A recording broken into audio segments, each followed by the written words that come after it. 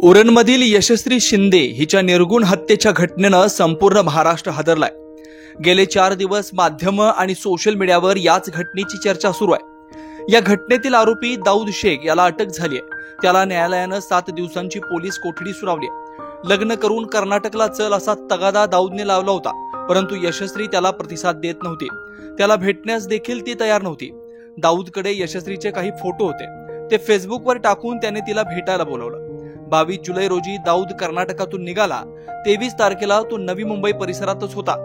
यशस्वी 25 तारखेपासून बेपत्ता होती आणि 27 जुलै रोजी तिचा मृतदेह सापडलाय। दरम्यान 2019 मध्ये यशस्वी हिच्याशी छेडछाड केल्याप्रकरणी दाऊद विरोधात पॉस्कोचा गुन्हा दाखल होता। या खटल्यात सुनावणीला गैरहजर राहत असल्यानं दाऊद विरोधात नॉन बेलेबल अटक वॉरंट काढावं असे आदेश पनवेल न्यायालयानं 20 जुलै रोजी पोलिसांना दिलेले होते आणि यशस्वीची हत्या 25 जुलै रोजी झाली। जर पोलिसांनी न्यायालयाच्या आदेशाची तात्काळ अंमलबजावणी केली असती आणि दाऊदला अटक केली असती तर कदाचित यशस्वीचा जीव वाचला असता।